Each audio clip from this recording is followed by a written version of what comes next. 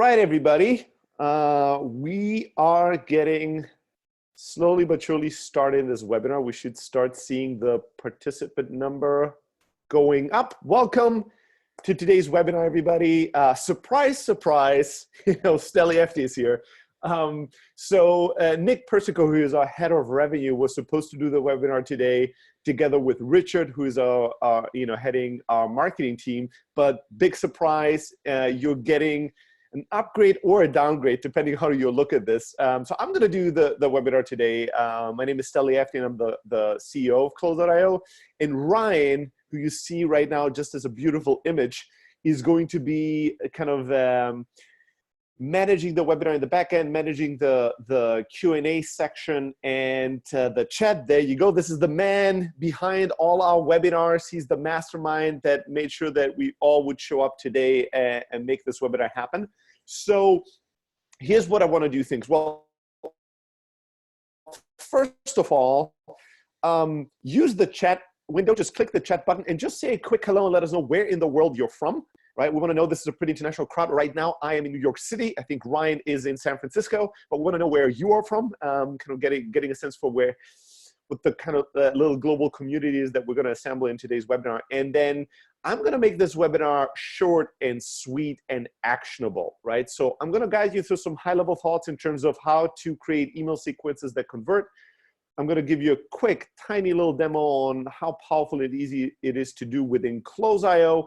And then the main part of the webinar, what I really want to focus on is the Q&A, your questions, my answers, right? So here's how it's going to go down.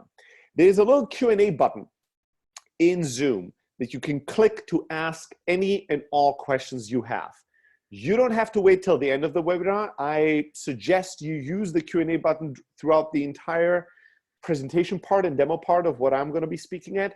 But you can also use the Q&A button right now. If you have questions you want to ask, no matter what I'm going to talk about today, just click Q&A and write it in there. Please, please, please don't use the chat window to ask your questions, because I'm not going to be able to go and scroll through all the conversations that are going on in chat and pick and choose where your questions are. So the chat is for conversations. The Q&A button is for you asking questions, and me at the end of the webinar giving you answers. Let's see. I'm going to set out an ambitious goal to wrap up this webinar before the end of a whole 60 minutes. 60 minutes is way too long. I think we can get all the value and everything you need to know in your hands within kind of the 40-minute mark. So that's going to be my internal goal. And we're going to start and go rock and roll right away. Let me start sharing my screen, or my desktop, better said, and I'll hit present. Boom. All right. So, well, email sequences then convert, right? So first, let's talk a little bit about sales emails. Here's one thing that I've learned. I have sent, I don't know, hundreds of millions of sales emails in all the different companies and teams that I've led up until this point. Close.io, maybe even in the billion sales email mark by this point. I'm teaching and coaching and helping so many different salespeople, sales teams, and founders and startups and companies all around the world how to write compelling sales emails. And the one thing I recognize and realize all the time is that mostly what everybody gets wrong are the basics, right? I've written a book on cold sales emails and sales email templates and sales email subject lines. If you want to get that stuff, you can send me an email, steli@close.io, and just say a bundle, motherfucker, and I'll send you all our templates and emails for you to look at and learn from and use whenever you can. But what I know is that a lot of times the fundamentals are the things that people don't understand. And if you go out there and you just copy and paste somebody else's email templates, you might find short-term success with it, but you'll always struggle as the market changes, as certain email templates or certain sales email strategies are overused.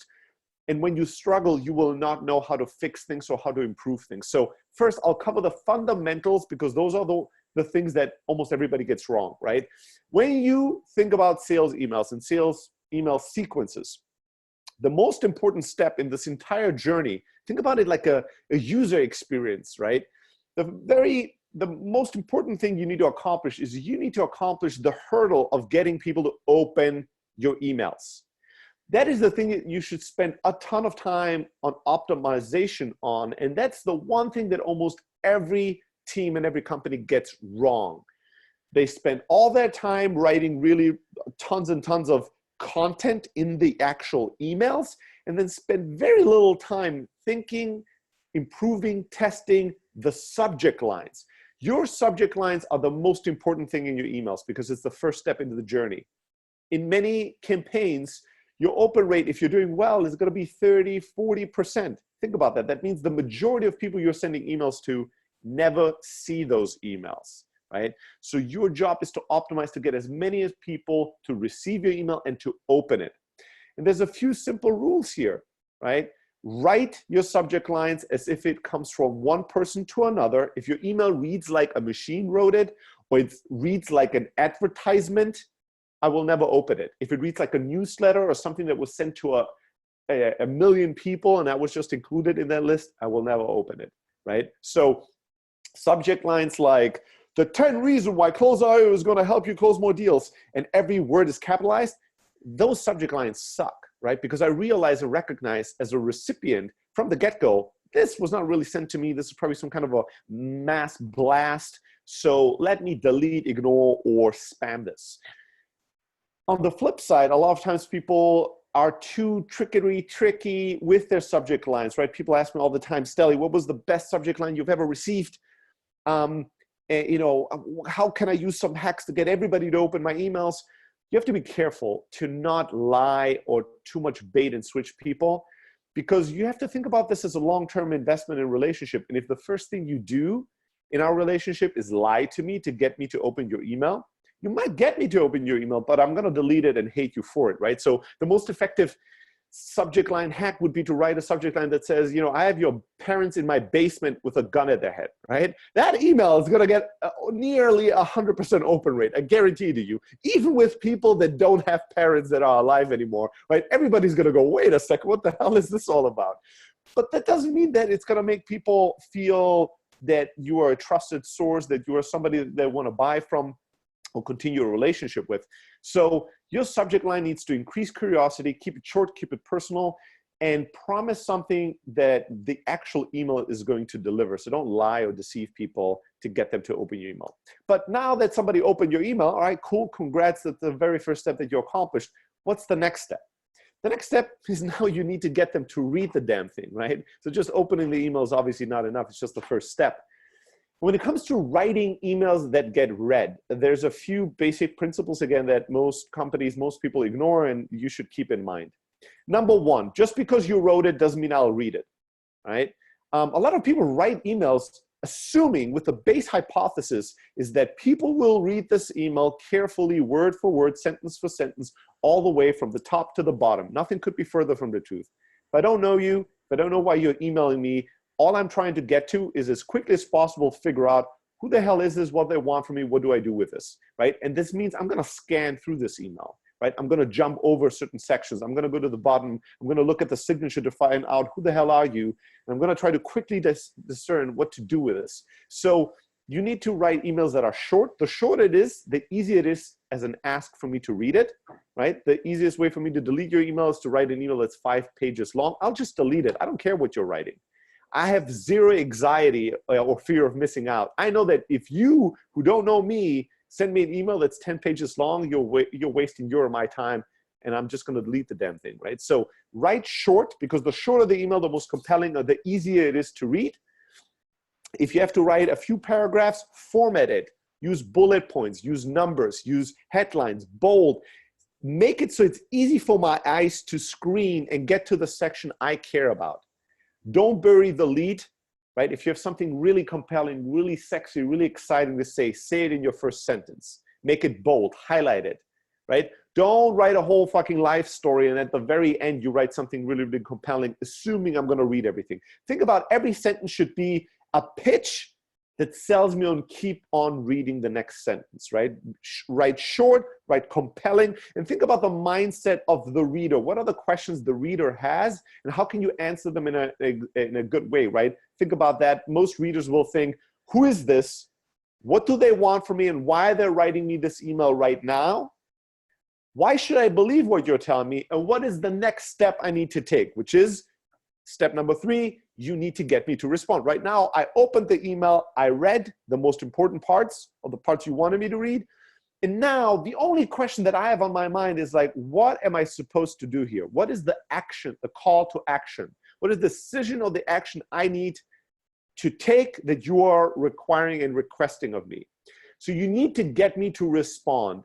An email should always, in the sales context, should always have at its core the goal to a next conversion. And the conversion with most emails will be to get somebody to reply to the email, right? So end the email with a strong call to action. What are some mistakes you should avoid? The biggest mistakes when it comes to responding and calling calls to actions is that most people ask either no call to action. So they write, Steli, we are a web development agency that does XYZ. We've worked with all these great companies. We've done all this interesting thing. I see you're hiring web developers. So we thought we could help with da, da, da, da. They write a ton of stuff. And at the end, I'm like, all right, motherfuckers, and what am I supposed to do with this? What is the call to action to me? And the email ends without any clear call to action. Nothing could be more frustrating to me than that. The opposite mistake is having too many calls to actions. An email that says, Steli, download this ebook, check out this industry report, watch this quick demo video of our product, click here for my calendar link to find a time for us to talk, and you can click here to sign up for a free trial and play around with our product in the meanwhile, right? 5 calls to actions. No, this is too much. I don't know you. I don't have 3 hours of my life to dedicate to homework that you just gave me. No, if you're giving me too many calls to actions, I'm gonna decide to delete. I'm gonna be not sure which of these action items I should take or shouldn't take, so I won't take any. 1 call to action in every single email to get me to respond, as easy as that. And now, one of the most important things on all of this is the follow-up. Here's a simple truth. If you send a sales email and you don't have a follow-up email already drafted up and ready to go, you might as well not send the first email in the first place. Most emails, when you send them, people will receive them at a bad time, at a time where a lot of other things are going on, they're busy, their inbox is being flooded, or they're gonna look at your email and in that moment, they're not gonna be sure how to respond to this. Do I really wanna get on a call or not? Maybe I should check out their website. They're gonna have a thought process that's gonna create friction, and that friction will lead them to go, I'm gonna deal with this later, which means they're going out of your email without having responded, and now they're getting more and more emails in their inbox, and your email slowly but surely is disappearing in inbox nirvana, never to be seen again. So since timing is such an important thing, follow-up and follow-through is the most important strategy when you do sales emails. Sending another email, following up multiple times until the timing is right for the person to respond and tell you yes, no, or whatever else information they have as a response to you, right? And that's where email sequences are really coming into play. The core goal of a sales email is to convert that email conversation or communication into a human response that then can start a human conversation, a human relationship, and that gets to a conversion and a decision in the prospect and the salesperson lifecycle, right? So your goal is really to send these emails to get a response to start a human to human conversation and relationship. And there's 2 main use cases where we use email sequences to accomplish it, to get that response and start the human to human conversation. One is prospecting, right? So you're generating these lists of people that could be good prospects, could be qualified leads to your product or service.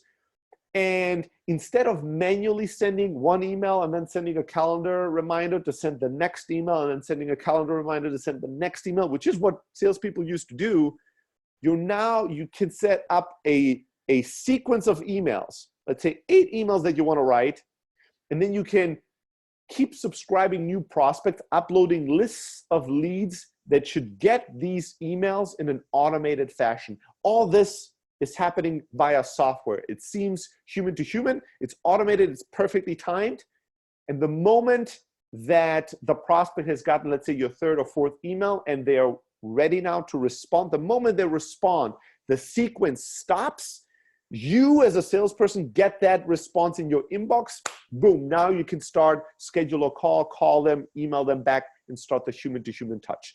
Prospecting is a really heavy, high volume, high follow-up game when it comes to sales emails. The second use case is nurturing and following up and following through over time through a funnel with a prospect that's not quite ready yet to buy. So let's say the scenario, you've talked to the prospect, you've given them a demo, you follow up with a call, and in that second call, what's discovered is that they had an internal conversation and a budget is already allocated and they will not be able to buy from you today. And they say, you know what? We're not going to be able to buy, but we are going to revisit in 6 months. We decided to put this on hold. We're not purchasing any product in this space. We're going to reevaluate in 6 months. So what do you want to do now, right? Do you really want to go into your calendar 6 months from now and set up a reminder? No. What you want to do instead is you want to have a nurture email sequence campaign. Something that maybe once a month sends somebody an email and says, hey, we talked a while back.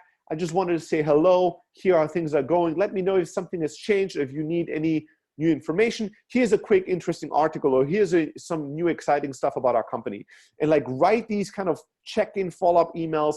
And when you talk to somebody, subscribe them to that. So you're constantly following up. And by the time the timing is right, they will respond and say, you know what? Thank you for always checking in on me. 4 months later, we're now ready to go back into the market. Can we schedule a call next week? So you have never a deal falls through the cracks, all right? Quick reminder here, please, please, please, as I'm going through these basics and as I'm gonna go and show you a few things in Calltoactions when it comes to sales email sequences, use the Q&A button, click that button, write your questions, right? You're gonna get as much value from this webinar as you are proactively taking value out of me, right? So make sure to ask your sales email questions, your sales email sequences questions that are gonna help you with your campaign, your team, to get things accomplished. I'm gonna go and do a quick demo. This is gonna be super fast because what we wanted to do in Close, like a lot of sales teams today, they use their core CRM for most of their data and reporting and some communication, but then they have to go out and buy an email automation tool to do what I just described. We thought that's just stupid, right? Email communication should live within your main sales tool. So for Calltoactions customers and users, we've built email sequences internally. You don't have to buy 2 different tools like most other people have. If you're a Calltoactions customer, you can accomplish all of this within Calltoactions. So in Close, there's a section called email sequences. If you click that, you can just click the green button, say, start a new sequence. You give it a name. You decide, step 1 is on day 1. This is the email template. You can either, select one that's pre-existing or create a new template and write out a whole new email subject line, body, and all that jazz. And say, okay, these are the different emails I want to be sent out. You can decide then on the timing of that, right? So you can set 3 different settings. These follow-up emails, they can be sent any day, anytime. It doesn't really matter. You can decide to say, no, I actually want to decide on what days these emails are being sent, like Monday to Friday in this case, so they're not being sent on Saturday or Sundays, but anytime. Or you can be even more specific and say, you know what, I want to decide that emails are only being sent on Tuesday, Wednesday, and Thursdays, 9 to 4 p.m. in this pre-selected time zone. In this case, I'm in New York, so it's EST, but you could select whatever time zone your prospects are in, right? It's as simple as that.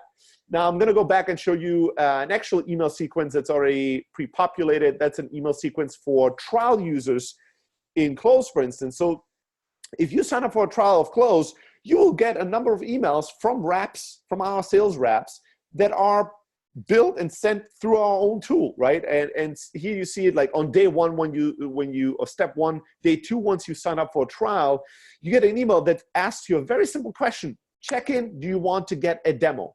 Hey, you can pre-select a form that says, first name of the lead. Hey, Steli, I've been following your progress with our product. I wanted to check in if there's anything and any help you need. How about we get on a short call to do a demo, talk soon, right? As simple as that. Super short email, one clear call to action. You've signed up for the product. Let's schedule a demo, right? That's pretty much it.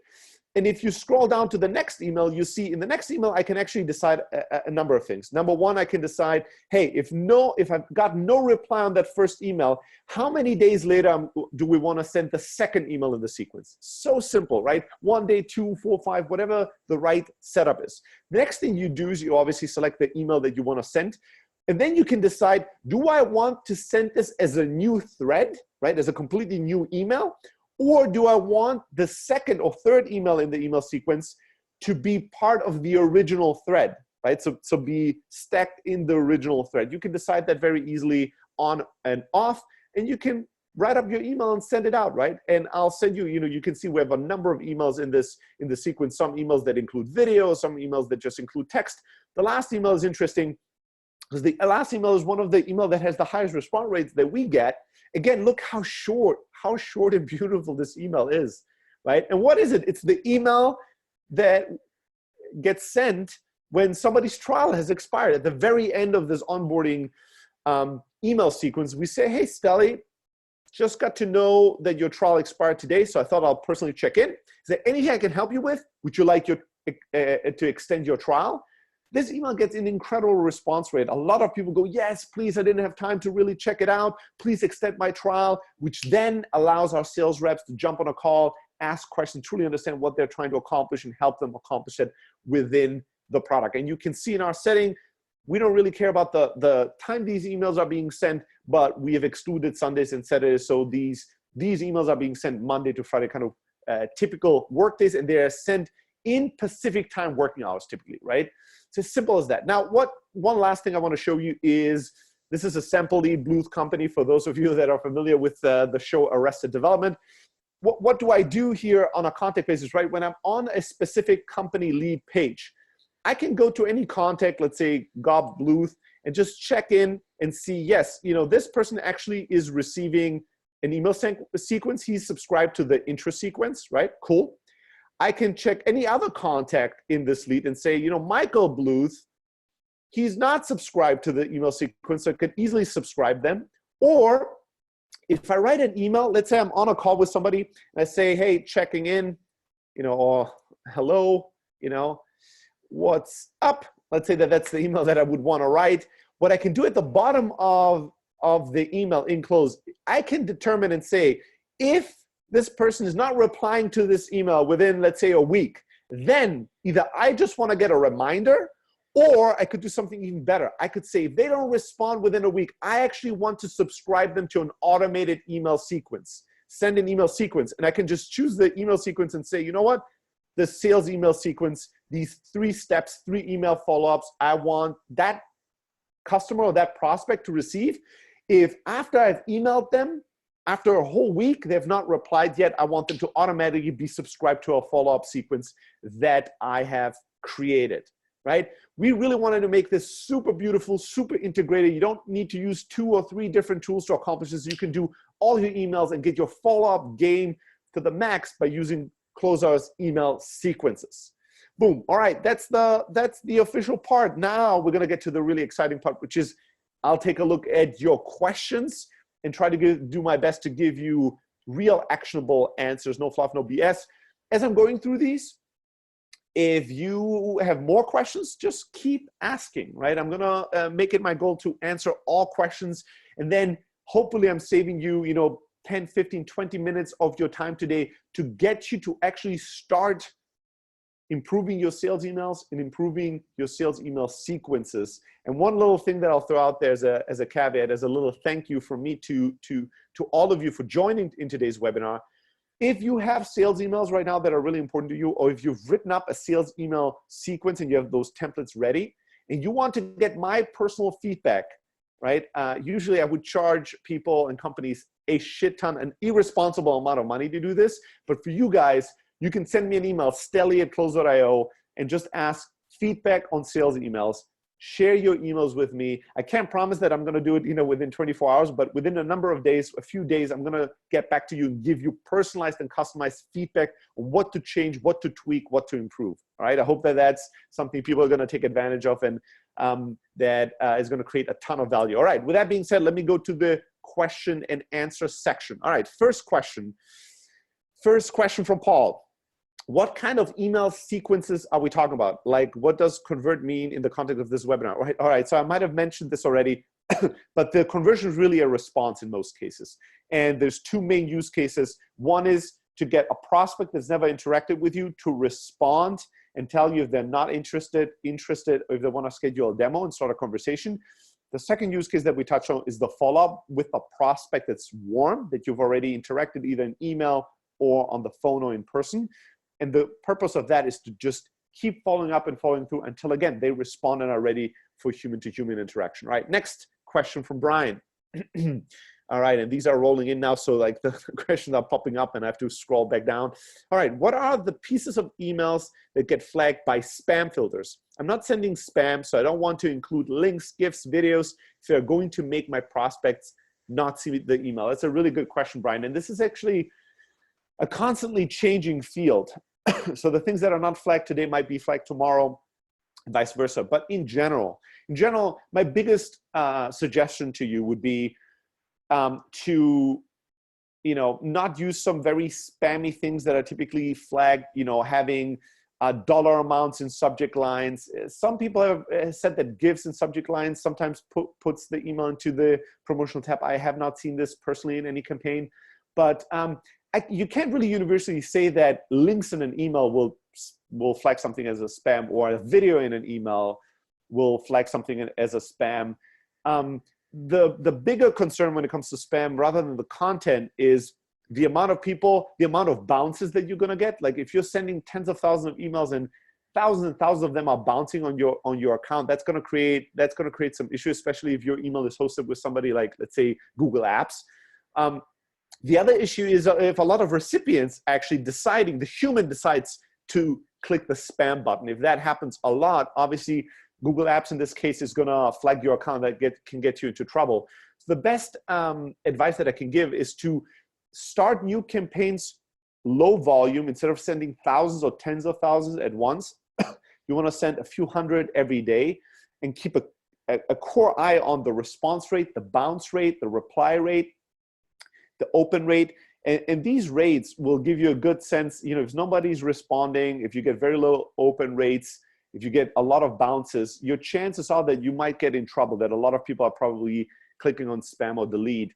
So I would keep an eye on that more than anything else. And if you want to do some kind of new crazy campaign and try some crazy messaging in the email, a good best practice is to not use your main and primary domain, right? So instead of using Steli@close.io as my main domain email to send these crazy new emails that I'm testing, I might want to set up Steli at closecrm.io or something like that, and send those emails that way to really test what is working and what not. Or if I get really flagged by a ton of people because I'm trying this crazy new thing, it doesn't kill my main email address and my main email domain, if that makes sense. All right, next question. How do emails with one or more capitalized words in subject faring nowadays? I can't really tell you what the difference is today versus yesterday. Somebody's really want to get into my apartment. We have a bunch of repairs because the fire and flooding alarm is broken in this apartment. So actually, let me do something crazy and excuse me, everybody, but I might have to let somebody in to repair these alarm systems. Yes. While I continue with this webinar, this is what live webinars are all about. Sometimes you have to improvise, but the main message is that if you capitalize all words, that comes across as if you're screaming. That's not going to typically get you a good response rate. If you capitalize every first letter of every word, I'm a huge proponent of not doing that, because typically that is how you write advertisements. That's not how typically humans write emails to other people. When you send an email to your grandma or your mom and your subject line has 5 or 6 words, you typically are not going to capitalize every single letter in every single word. So I would just avoid doing that in general. There's no benefit in it. All right, next question. I work for a radio station. Wow, that's interesting. I recently started using a simple subject line of WQMX for Close.io, let's say, business name. Is this a productive strategy, or is it too generic in your opinion? Really, the answer to most of these very specific questions is it depends. I would ask you, what is your open rate? If your open rate is below 30%, this is probably too generic or too obvious. Like if you write QWMX for, Steli's Pizzeria, I kind of already from the subject line can tell that this is probably an email that tries to sell me radio ads, right? Local radio ads. So instead of doing that, I would rather send a subject line that's a bit more ambiguous, bit more curiosity raising, maybe something like, Close.io on the radio, question mark, right? Or do you want to be on the radio, question mark? That's a bit trickier, right? Because I don't know if you want to interview me on the radio, if this is about ads, but it's not lying to me. It's truthful, but it's a bit more curiosity raising. So I would try that one, unless you're getting an insane good open rate. If you're getting like a 50, 60% open rate, this is good enough. All right, next question. How do you feel about hyperlinking a word or a sentence as opposed to copying and pasting a full link? I've sold security SaaS, and we were always told not to hyperlink, but a lot of the time the links themselves are really long. This is a really good question. Thank you for asking this, Stephen. So again, most of my answers will always start with, it depends, because it really fucking does, right? What you want to do, what most people don't do often enough, is flip the script and put yourself in the shoes of your prospect. Ask yourself, who am I sending emails to, and what type of people are these people, and how do they think, and what do they like? If I was selling a tool to developers or engineers, I might use the full link, right? Even if it's really long and complicated, because a programmer, developer is not going to be intimidated by a long link, right? A programmer might not like to just click randomly on some hyperlinked link based on a word.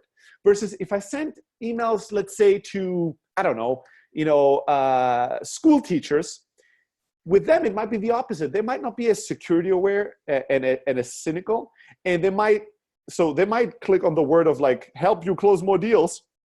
They might find that more actionable and more comfortable to click than a link that is like 4 lines long with all kinds of funky, funky signs and stuff like that. Maybe they find kind of a super long link very intimidating. They would never click on it. So I would play with this depending on who my audience is and what that audience likes and dislikes, right? If that makes sense. All right, next question. Main differentiators between outreach and close. Well, close is a full-fledged CRM that's very much focused on sales productivity, right? So we allow you to make and receive calls, do power dialing, do predictive dialing. We allow you to send individual emails, but also bulk email, but also do email sequences. But the data in close is tracked, right? And so we allow you to do a bunch of things that outreach doesn't do on the communication part. SMS, text messaging, is one big example, but there's many, many more. Predictive dialing is another big example on the calling side of things. But if you use close, you don't necessarily have to use a CRM and a power dialer or predictive dialer or a bunch of other tools. We're kind of a suite that gives you everything you need in a kind of simple, straightforward way, right? So it's much easier to onboard your sales team, much easier to use on a day-by-day basis. All right, Paul, you're a Drip user. I'm good friends with the founding team at Drip. I was just at a conference that they organized and spoke there. I have a pretty complex automation to control which emails people get depending on their stage in the onboarding workflow. Can I automatically subscribe someone to a sequence based on a tag that person is in? So this is a very good question, Paul. The way we have built email sequences in close is very sales focused. So it doesn't cover the marketing use cases, right? So if you want to send a newsletter, we're not the right tool.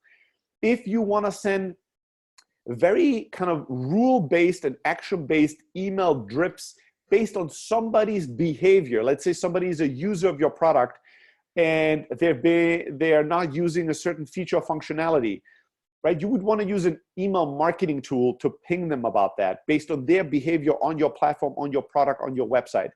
In close, we're much more focused on the actual sales use case, which is usually the prospecting. This is before somebody is a customer.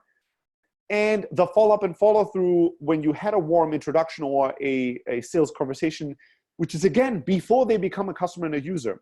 For all use cases that are focused on your actual customers and users that interact with your product every single day, I would actually suggest that you keep using a Drip. It's a really powerful tool, but Drip doesn't cover the use cases for prospecting and follow-up before somebody's a customer and a user of your product. So those are kind of very distinct use cases there.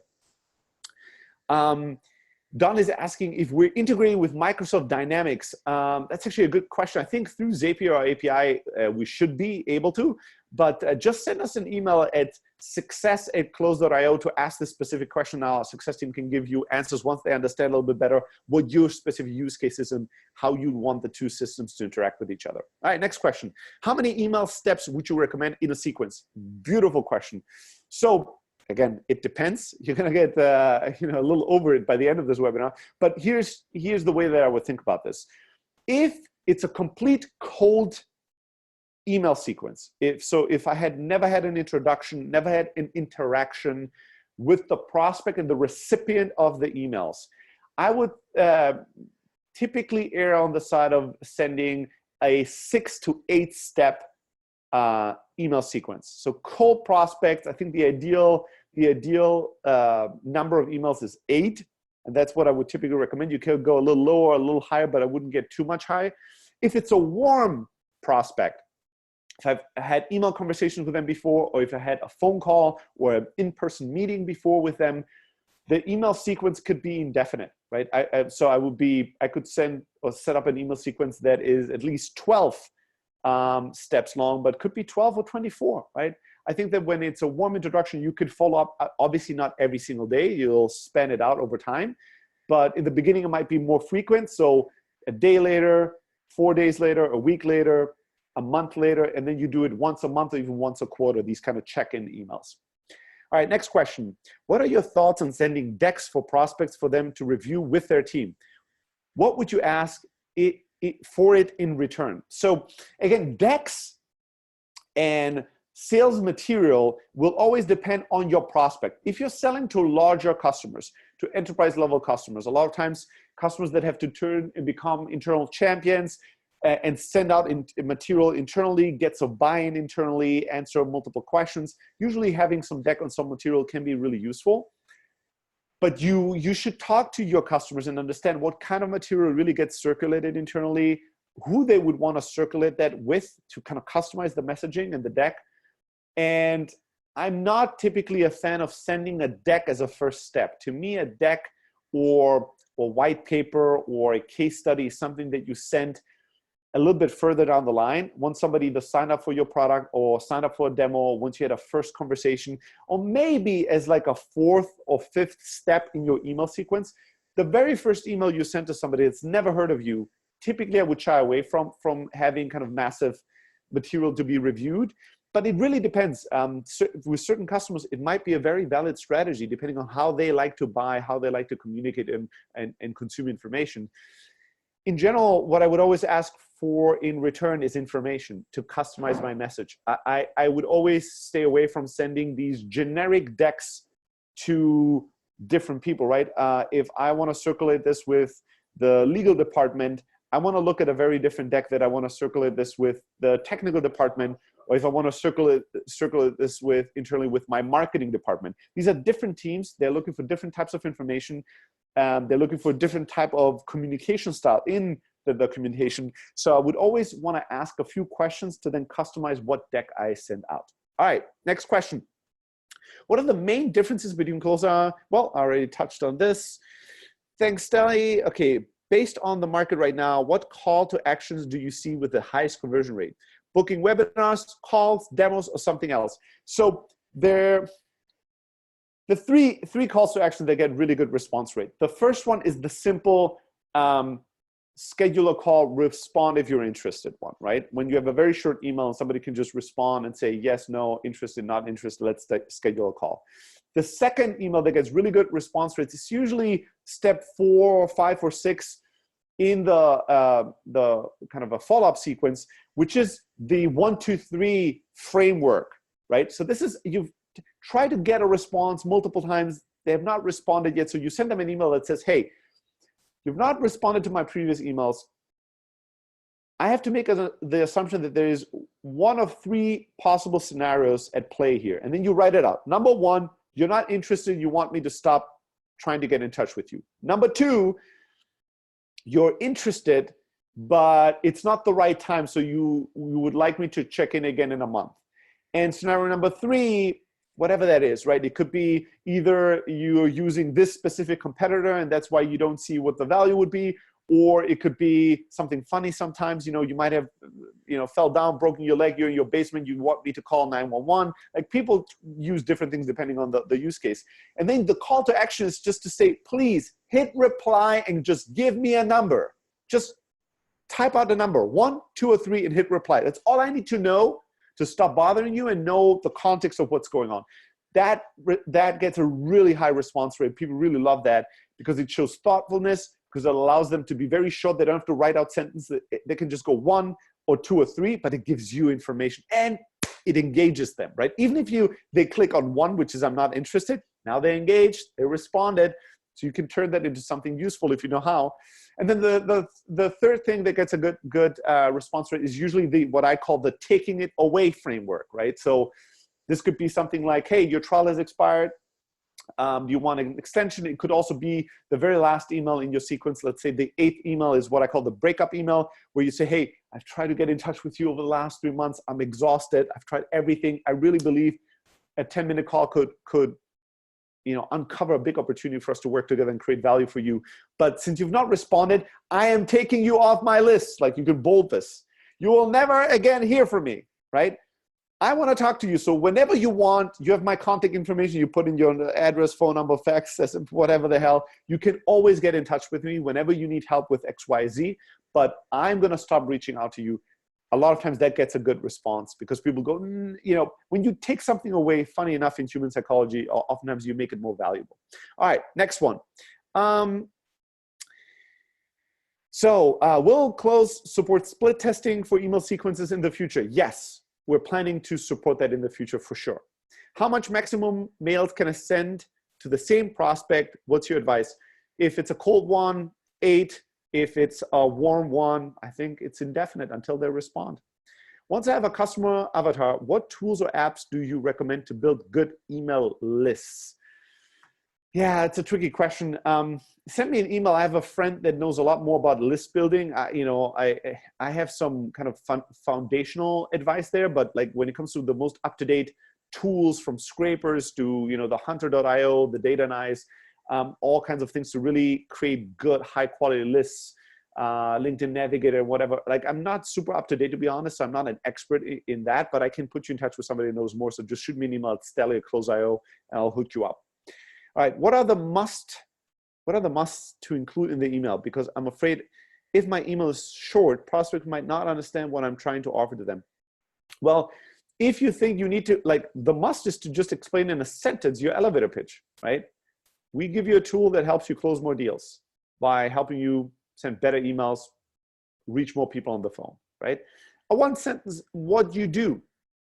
You don't need to explain everything about how your tool works. So you need to understand that there's a difference between training somebody, a customer, in becoming an expert in your product and making somebody curious enough that they want to know more. All you're trying to do with emails is get people to want to know more. So by definition, if you give them all the information, they're not going to want more. They're usually going to be overwhelmed. So the least amount of information that gets me to understand what it is you do, and now I want to know more, that's the amount of information you should convey. All right, and the last question before we wrap up this webinar at exactly 45 minutes to save you 15 minutes of your day, and hopefully you use those 15 minutes to make some tweaks and improvements on your sales email. So this webinar actually helps us generate more revenue and more sales, right? Last question that I'll get to is the question from Carl. Thanks, Carl, for asking the last question. How do you differentiate sales emails from drip campaigns over 3-5 emails for subscribers, where there's a formula of strictly providing value and showing how you're solving a problem your target customer experiences for the first half of these emails, and then the email sent later in the drip campaign, try to get them to sign up, showing up them the benefits and help them and whatnot? Well, I would separate education and activation from conversion and selling, right? So if somebody signs up for your tool and you want to teach them the ABCs of the tool, hey, welcome to the tool, here's an onboarding guide. Hey, have you used this feature? Hey, here's a little video on how to use that feature. Those are kind of onboarding and activation emails. And what you want in those emails is for people to consume the content. Your number one goal is for people to read those emails, click, watch the video, click the link, see the overview article, read the stuff, right? Understand it. And the way that you could track if it's working or not is to see, I mean, obviously if people are opening, clicking, watching the content, but also if as a consequence of that email, is their usage changing, right? So let's say somebody's not using calling and close, we sent them a drip email to tell them about calling, how to do calling, and why to do calling. are they then starting to use that feature and functionality in Closer, or are they not, right? That's how you measure success and how you think about that. The emails that you sent maybe towards the end of a trial, what you're trying to get them to is to convert, put in their credit card, schedule a demo and purchase, right? Sign a contract, upgrade to a higher level plan. Those emails I would look at from a much more sales perspective, and depending on the size of your customer, if you're selling to big customers, you're always gonna want them to talk to a sales rep. If you're selling to very, very tiny customers and you're selling at a price point that's like, you know, $10 a month or something, you're going to want to have the sales email basically represent a salesperson. So selling, here's the main value propositions, why you want to call these contractors are killing me today, people. So you're going to want to like explain why they should buy, and then just link to a simple way for people to buy the product and accomplish what they really want to accomplish. Boom. All right, everybody. So that's it for me for today. I wish everybody an incredibly successful Wednesday and rest of your week. Send me an email if you have any more questions, Steli@close.io. If you want our email templates, Steli@close.io. And if you want me to give feedback on your specific sales emails, Steli@close.io. Take care, everybody. Bye-bye.